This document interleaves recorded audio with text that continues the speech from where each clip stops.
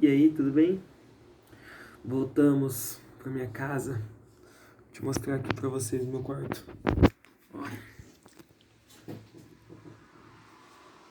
tudo artístico, tudo trabalhado por mães de várias pessoas, né? Várias mães de várias pessoas. Voltamos aí pra faculdade. Não, não é nem um pouco fácil, né? Você sair, vocês viram que eu tava no verde, voltei pro cinza. Mas aqui na moradia tem bastante verde. A gente planta bastante, tem bastante plantinha, bastante coisa. Tentamos trazer um pouco da nossa ancestralidade, nossas raízes para os lugares que a gente ocupa, mesmo que temporariamente, né? E sobre ocupação, aconteceu, né, ali na sala, um espaço de... Pô, a gente na universidade já está mais do que habituado a figuras políticas usarem o palanque universitário, né? Não é um palanque tão fraco como a gente pode pensar. Tipo, não é um palanque que ele é ineficiente, ele é um palanque bem eficiente. E os jovens, né, que estão passando ali pela universidade, eles são rotativos, né? Se você é uma pessoa que você constrói uma liderança de esquerda ou mesmo progressista ou mesmo tipo, uma liderança revolucionária ali dentro da universidade, você sempre vai ser sustentado por essa própria massa de pessoas que chega e que vai embora, né? Tipo, ele é um sistema complexo. E uma das coisas, né, que eu acho que eu não cheguei a comentar com vocês, eu acho que, tipo, talvez em alguma parte ali dos vídeos, é que os vídeos, assim, eles não têm cortes, eles são vídeos um pouco mais simples. Os outros são roteirizados, né?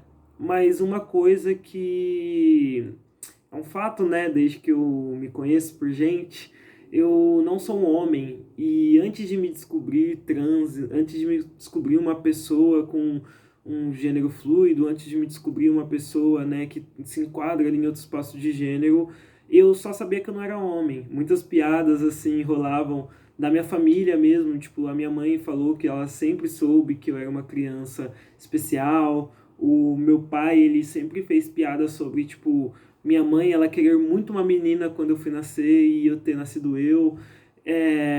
Todos esses lugares assim da minha vida, eles me rondam com esse espectro da do rompimento com a desidentificação, né, com esse rompimento do que são as lutas, né, de uma pessoa trans, só que ainda são lutas que estão acontecendo. O Brasil é um país bem chucro quando se trata disso, né?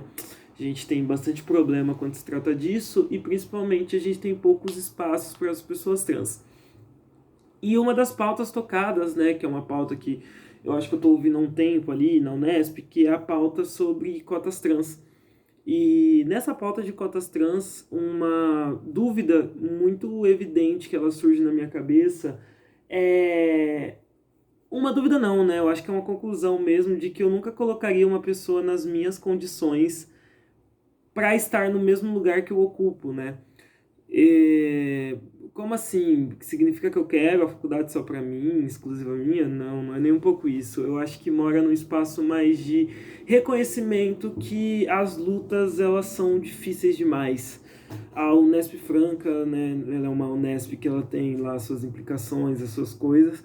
E nesse ponto, uma pessoa como eu, que, tipo assim, eu não tenho esse discurso, né, digo esse discurso como base central dos meus pensamentos, né, tipo, como base central dos meus pensamentos filosóficos e principalmente da minha construção enquanto figura, né, tipo, que bota a cara aqui, que é combativa e tudo mais, mas eu não sou a pessoa que vai apontar o dedo e falar, não, eu digo isso porque eu sou uma pessoa trans, eu digo isso porque eu sou uma pessoa negra, eu digo isso porque eu sou uma pessoa, né, queer, eu digo isso porque eu sou uma pessoa a parte de eu sou tipo uma exclusividade social ali que precisa ser trabalhada em cima. E eu não concordo com esse discurso de exclusividade social, mas eu acho que eu concordo um pouco quando eu penso em origens e humildade, né? Que isso é uma coisa que você tem que conversar com muitas pessoas e nem todo mundo vai entender. Então, tipo, eu tenho a minha humildade de respeitar minha mãe, de não entender não binaridade. Eu tenho a humildade de respeitar meu pai quando ele se coloca ali como uma pessoa que não quer entender as causas trans. Mas eu também entendo para mim que os dois são pessoas que respeitam muito essa causa, são pessoas que não ferem diretamente ninguém ali, não tem uma opinião controversa, mesmo que seja, né, de exclusão dessas pessoas. Inclusive, o próximo vídeo roteirizado, ele vai falar bastante sobre a questão de, pô, se você impede uma pessoa de ter um banheiro para ela existir, significa que você já quer extinguir essa pessoa, né? Você já quer que ela não ocupe nenhum espaço, porque uma mina trans, por exemplo, ela não pode ir para um banheiro de mulher, ela não pode ir para um banheiro de homem, e ela não pode ter o seu banheiro. É tipo assim, então o melhor desses três casos é você mata essa pessoa, né? Você acaba com ela. E nessas conversas assim, eu tenho uma coisa que sempre me ronda, né? Quando a gente vai falar sobre aspectos de política moral, aspectos de política que não tem como você ser contra, você muitas vezes cai ali num espantalho, por exemplo, de achar que você é uma pessoa ruim, né? Ou você é uma pessoa errada. Então, tipo assim, quando eu venho nesses assuntos assim, eu tento sempre evitar, né, tipo, ser com algum tipo de gente que não entenderia isso. Por exemplo, é a mesma discussão quando você vai falar com mulheres pretas não são abarcadas pelo feminismo, né? Tipo, muitas feministas, um momentinho. Quando se tem essa ideia de que você vai excluir uma luta social, né, para colocar outra, tipo, por exemplo, então quer dizer que o racismo é o racismo e o machismo é o machismo, e os dois não se conversam, porque o feminismo, ele é a luta, né, perante um sistema machista, patriarcal e tudo mais. Mas essa discussão, ela é ampla, ela é complexa, e ela não pode ser se dado num ambiente em que duas pessoas brancas vão discutir, por exemplo, se o feminismo ele faz sentido para pessoas negras ou não, né? Tipo, principalmente mulheres negras ali.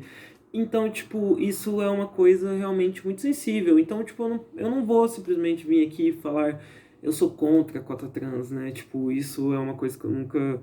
Acho que eu nunca me posicionaria, para mim não tem sentido. Eu sou um aluno que só consegui alcançar o patamar que eu consegui por conta das cotas, né? Então, tipo assim, esse espaço de discussão sobre as pessoas que deveriam ter acesso à universidade, ele é um espaço amplo de discussão e que deve ser discutido para a gente sempre abrir as portas da construção do que é uma universidade.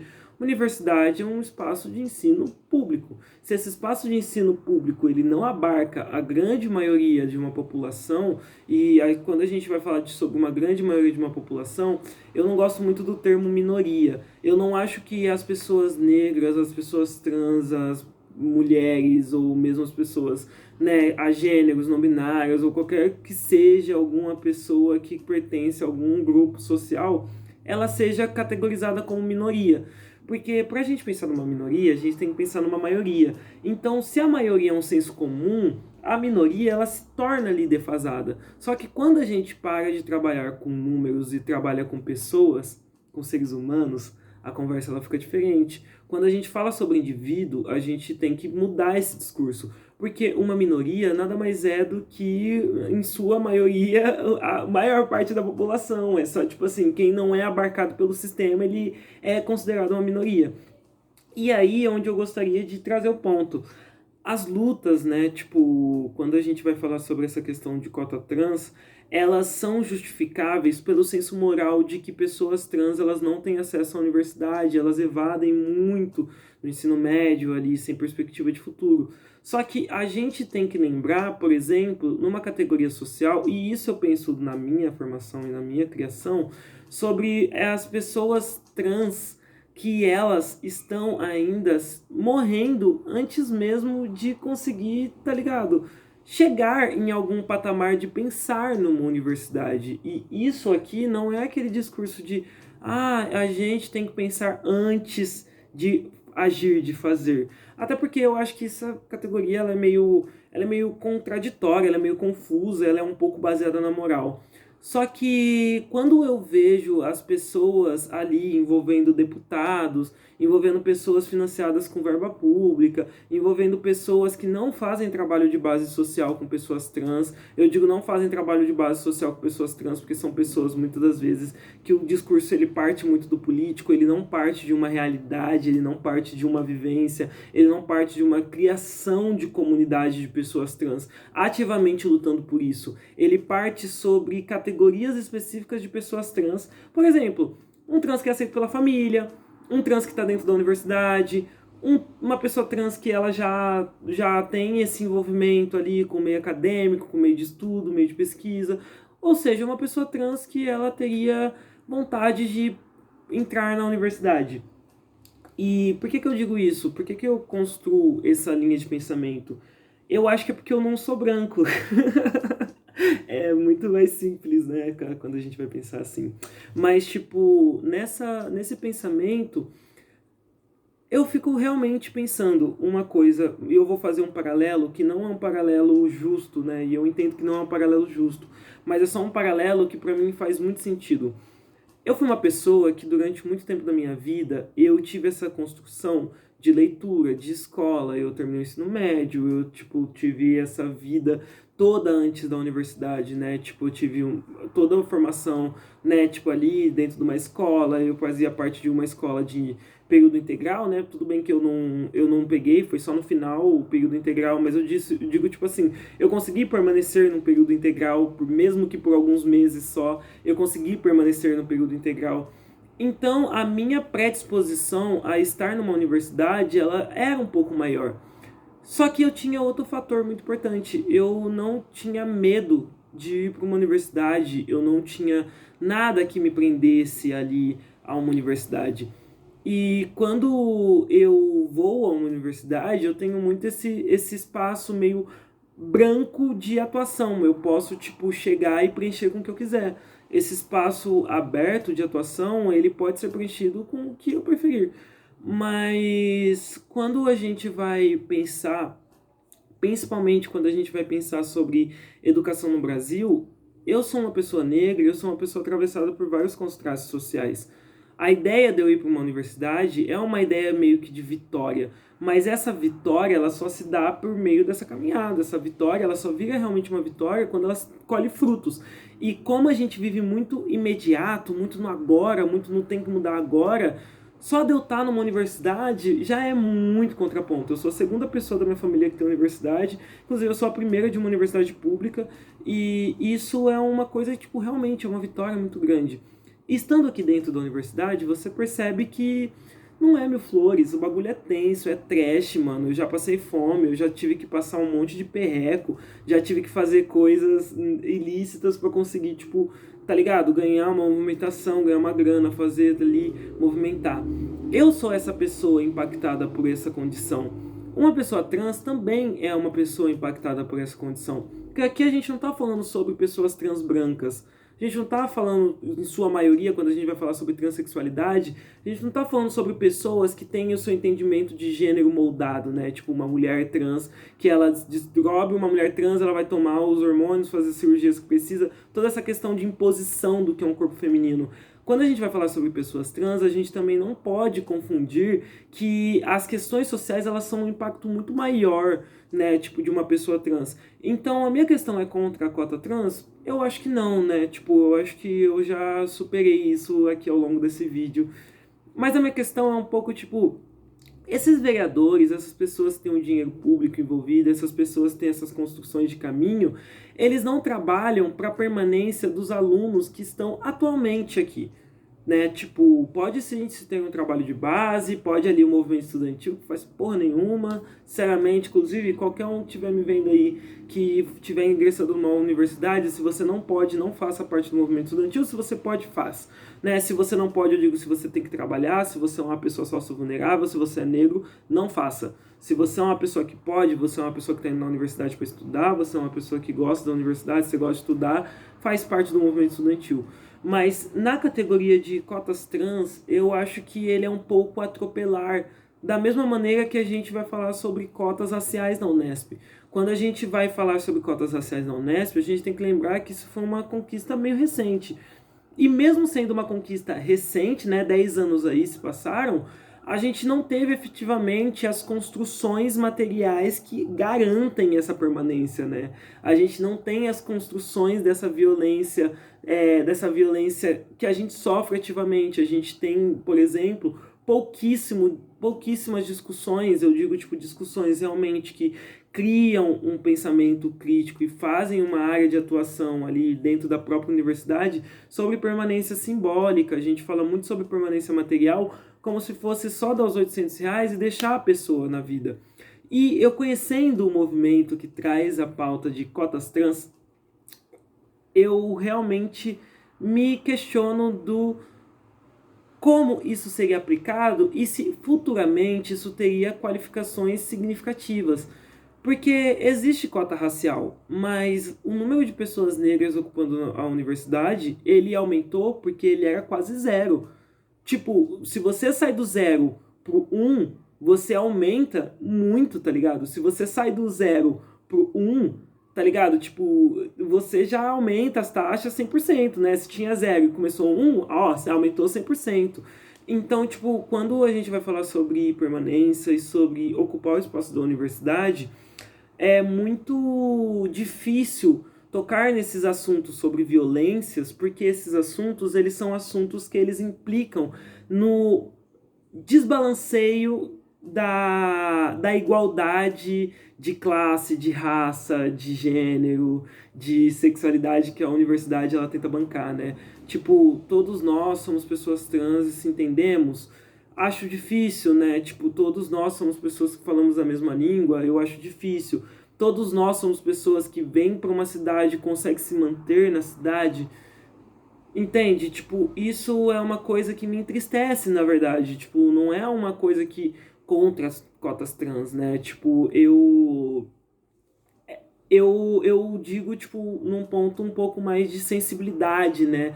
Não de material, mas de subjetividade. De subjetividade de que, tudo bem, a gente tem cotas para negros na universidade, tipo, que ótimo, mas, tipo, na minha sala tem uma pessoa negra, além de mim, saca? Tipo, e olha que eu tô numa faculdade de humanas, e olha que eu tô numa faculdade que a nota de corte é baixíssima.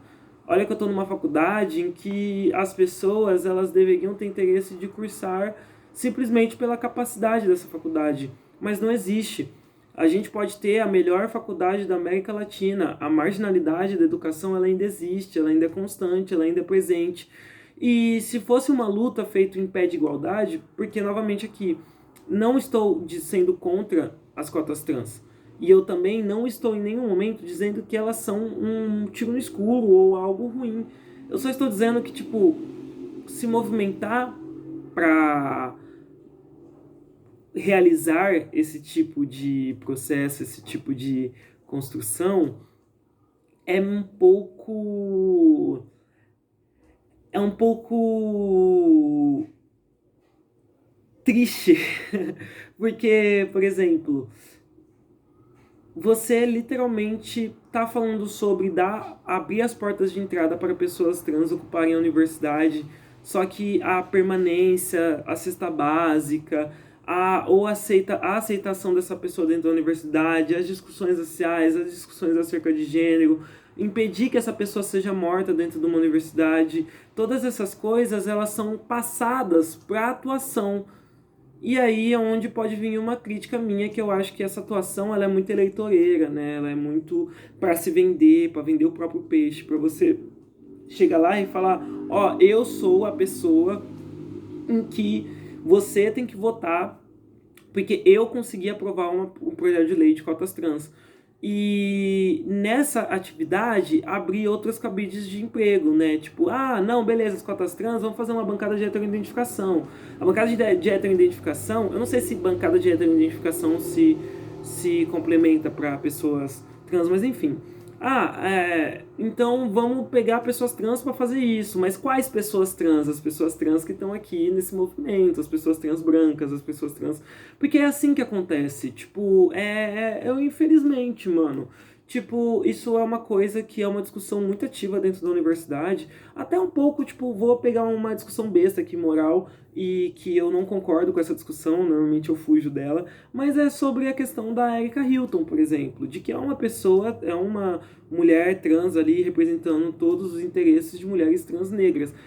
Até que ponto, né? Até que ponto isso acontece? Porque, tipo, a partir do momento que ela começa a se inserir na vida política, na vida pública, ela começa ali a ter os seus desejos, né? As suas prevenções da disforia, né? As suas coisas ali que todo mundo se justifica. Tipo, se eu tivesse dinheiro, eu também estaria no meio desse processo, né?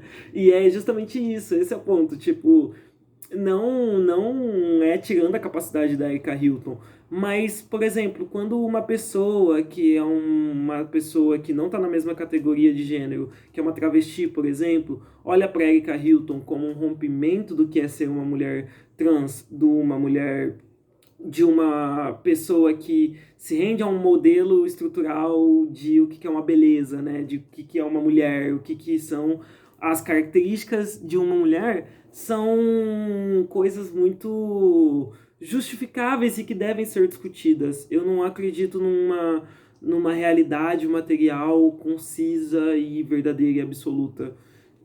Por causa disso mesmo, eu realmente vejo que, tá, beleza, quantas lutas a gente já não venceu no Brasil?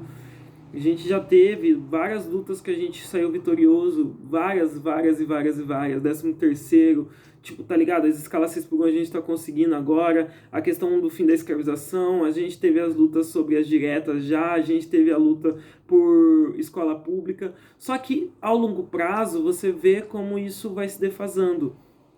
E é triste essa defasagem. Não é uma defasagem que a gente possa imaginar de um jeito natural, né? Tipo, não é como se fosse abandonado e aí ele fosse se desestruturando. Não, é o modelo mesmo. O capital, ele copita isso. As cotas trans, elas não são nada mais do que essa cooptação. Infelizmente. Mas é isso. É isso que eu tinha pra dizer. Até mais. Fiquem bem. Não me odeiem. Não me cancelem. Paz.